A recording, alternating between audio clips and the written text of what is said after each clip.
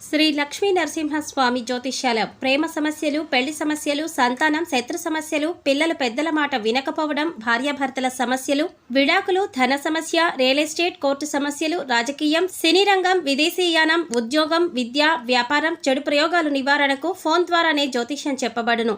స్త్రీ పురుష వశీకరణ 100% guarantee. Guruji Ramaraju. Phone number 8074513343. ఓం శ్రీ మాత్రే నమః. నమస్తే అండి, ఛానల్లోకి స్వాగతం. ఆహా, ఎంతటి అదృష్టం! వృషభ రాశి వారు అఖండ ఐశ్వర్యాన్ని పొందగలిగే అద్భుతమైన సమయం ఇదే.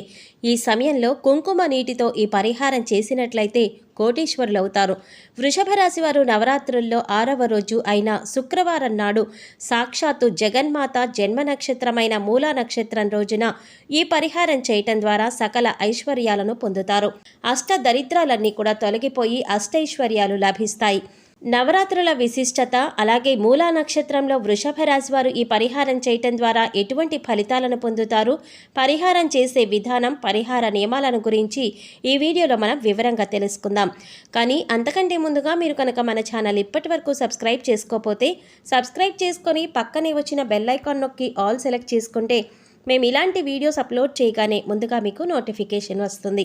ఇక వివరాల్లోకి వెళ్ళిపోతే, హిందువుల ప్రధాన పండుగలలో శరన్నవరాత్రులు ఒకటి. శరదృతువులో ఆశ్వీజ మాసంలో వచ్చే శరన్నవరాత్రులు అమ్మవారి ఆరాధనకు అతి ప్రీతికరమైన రోజులు. ప్రతిరోజు భగవంతుని ఆరాధనకు బ్రహ్మ ముహూర్త సమయం, సంధ్యా సమయం ఎంత అత్యున్నతమైనవో, అలాగే ఆశ్వీజ మాసంలోని శుక్లపక్షంలో పాడ్యమి తిథిలో హస్త నక్షత్రంతో కూడిన శుభదినాన శ్రీదేవి పూజ ప్రారంభించటకు చాలా మంచిదని మార్కండేయ పురాణం చెప్తోంది. అందువల్ల ఆ రోజు నుండి ఈ నవరాత్రులు ప్రారంభిస్తారు. మొదటి 3 రోజులు దుర్గా రూపాన్ని ఆరాధించి అరిషడ్వర్గాలను, తదుపరి 3 రోజులు లక్ష్మీ రూపాన్ని ఆరాధించి సిరి సంపదలను, చివరి 3 రోజులు సరస్వతి రూపాన్ని ఆరాధించి జ్ఞానాన్ని పొందుతారు. శరన్నవరాత్రుల్లో అమ్మవారు నవదుర్గలుగా 9 రూపాలలో దర్శనమిస్తారు. రోజుకో అవతారం చొప్పున 9 రోజులు 9 అవతారాలు ఎత్తి రాక్షస సంహారం చేశారని పురాణాలు చెప్తున్నాయి. అందుకే ఈ నవరాత్రుల్లో అమ్మవారిని 9 రూపాలలో అలంకరించి పూజలు చేస్తారు. మొదటి రోజు శైలపుత్రి రూపంలో అమ్మవారు దర్శనమిస్తారు. దుర్గా శరన్నవరాత్రుల్లో పాడ్యమి నాడు ప్రారంభమయ్యే అవతారం శైలపుత్రి, దక్షుని ప్రథమ పుత్రిక. శిరస్సున అలంకారంగా బాలచంద్రశేఖరుణ్ణి ధరించి ప్రతిశూలాన్ని చేతబట్టి నంది వాహనం పైన కూర్చునే అవతారం శైలపుత్రి. ఆమె వాహనం ఎద్దు. ఎద్దుల మొద్దు స్వరూపాలైపోకుండా మానవుల్లో చురుకుదనాన్ని కలిగించడానికి సంకేతం శైలపుత్రి. ఈరోజు అమ్మవారికి పొంగలి నైవేద్యం పెట్టి అర్చిస్తే అభీష్ట సిద్ధి కలుగుతుంది. రెండవ రోజు బాలా త్రిపుర సుందరి దేవి రూపంలో అమ్మవారు దర్శనమిస్తారు.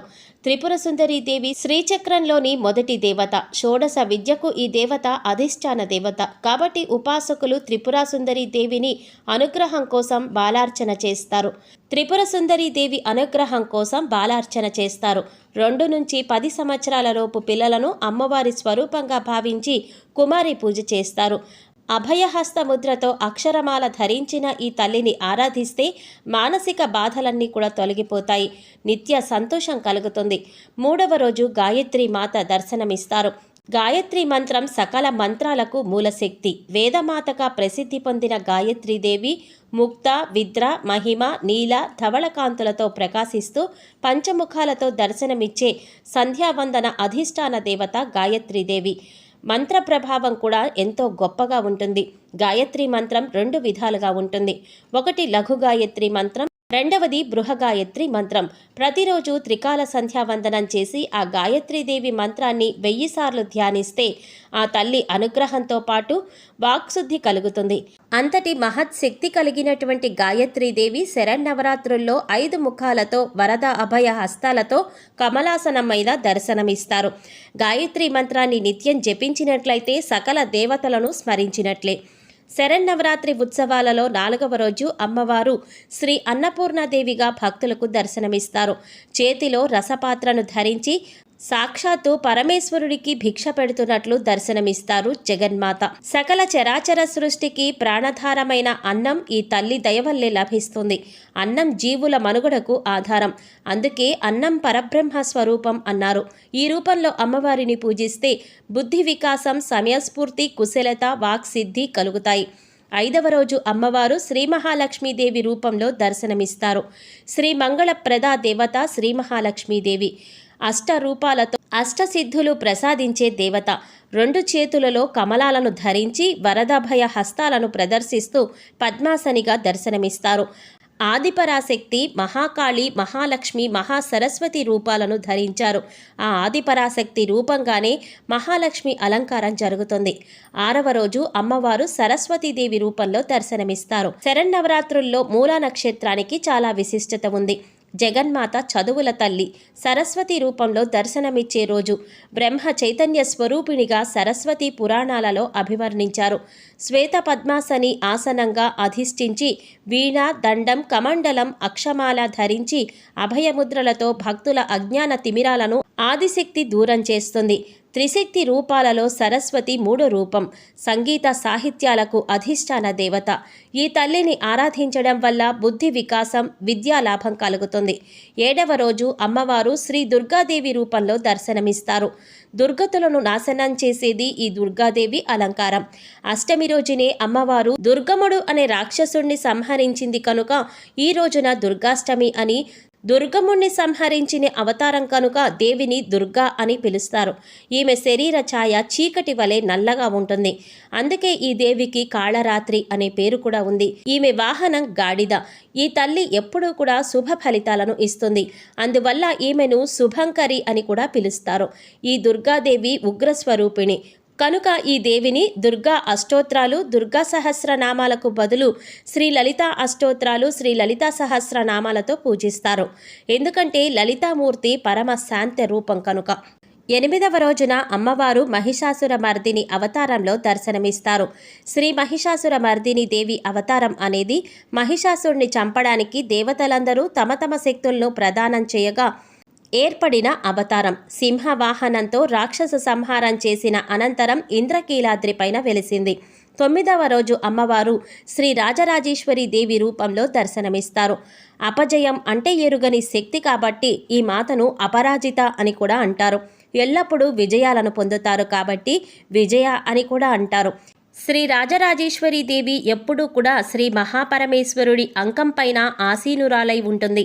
ఈ విధంగా నవరాత్రుల్లో 9 రోజులు 9 అలంకారాలతో అమ్మవారుని దర్శనమిస్తారు.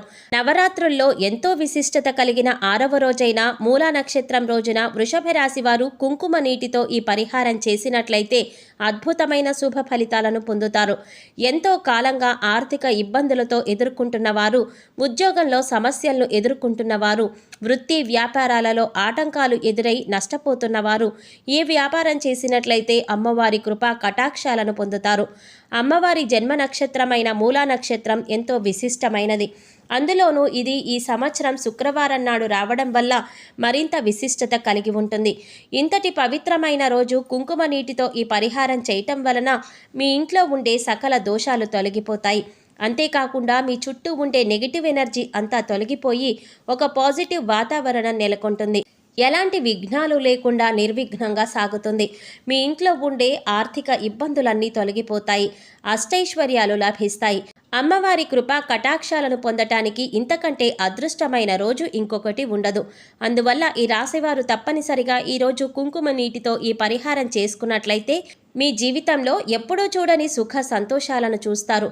కుంకుమ నీటితో ఈ పరిహారం చేయటం వల్ల సకల శుభాలు చేకూరుతాయి. కుంకుమ ఎంతో పవిత్రమైనది. ఇంట్లో ఉండే నెగిటివ్ ఎనర్జీని దూరం చేస్తుంది. కుంకుమ నీటితో దిష్టి తీస్తారు. అంతేకాకుండా బియ్యంలోనూ అన్నంలోనూ కుంకుమ కలిపి ముద్దలుగా చేసి దిష్టి తీసి పారేస్తారు. దీనివల్ల ఆ వ్యక్తిలో ఉండే నెగిటివ్ ఎనర్జీ పూర్తిగా తొలగిపోతుందని భావిస్తారు. నవరాత్రుల్లో 6వ రోజైన శుక్రవారం నాడు ఉదయాన్నే లేచి స్నానం చేసి అమ్మవారికి పూజ చేసి ఈ పరిహారాన్ని ప్రారంభించాలి. ఒక గాజు గ్లాసు తీసుకొని అందులో సగానికి పైగా నీళ్లు పోయాలి. అందులో కొద్దిగా కుంకుమ వేయాలి. నీళ్లు పూర్తిగా ఎరుపు రంగులోకి మారిన తర్వాత ఆ గ్లాస్ తీసుకుని మీ ఇంట్లో ఉండే అన్ని గదుల్లో తిరిగి మనసులో మీ సంకల్పాన్ని చెప్పుకోవాలి. మీరు ఈ పరిహారం చేయటానికి గల కారణం ఏంటో అమ్మవారికి సంకల్పం రూపంలో చెప్పుకోవాలి. తర్వాత మీ వంటగదిలో ఏదో ఒక మూలన ఆ గాజు గ్లాసును రాత్రంతా ఉంచాలి. మర్నాడు ఉదయం గాజు గ్లాసులో నీటిని ఏదైనా చెట్టు మొదట్లో వేయాలి. తులసి మొక్కలో మాత్రం పోయకూడదు. ఈ విధంగా శుక్రవారం నాడు కుంకుమ నీటితో ఈ పరిహారం చేయటం వల్ల వృషభ రాశి వారికి సకల శుభాలు చేకూరుతాయి, ఆర్థిక లాభాలు చేకూరుతాయి, కోరుకున్న కోరికలన్నీ కూడా నెరవేరుతాయి, అమ్మవారి అనుగ్రహం పొందుతారు. సో చూశారు కదండి, వృషభ రాశి వారు అఖండ ఐశ్వర్యాన్ని పొందగలిగే అద్భుతమైన సమయం గురించి.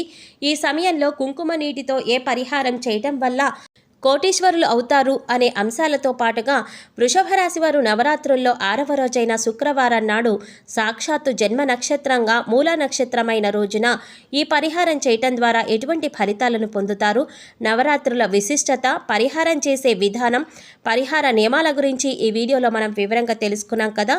ఈ వీడియో మీకు నచ్చినట్లయితే లైక్ చేసి మీ ఫ్రెండ్స్ అండ్ ఫ్యామిలీ మెంబర్స్లో వృషభ రాశి వారు ఎవరైనా ఉంటే వారితో మర్చిపోకుండా ఈ వీడియోని షేర్ చేసుకోండి. అలాగే ఇప్పటి వరకు మన ఛానల్ కనుక సబ్స్క్రైబ్ చేసుకోకపోతే సబ్స్క్రైబ్ చేసుకుని పక్కనే వచ్చిన బెల్ ఐకాన్ నొక్కి ఆల్ సెలెక్ట్ చేసుకుంటే మేము ఇలాంటి వీడియోస్ అప్లోడ్ చేయగానే ముందుగా మీకు నోటిఫికేషన్ వస్తుంది. మరో చక్కటి వీడియోతో మళ్ళీ కలుసుకుందామండి. ఓం శ్రీ మాత్రే నమః.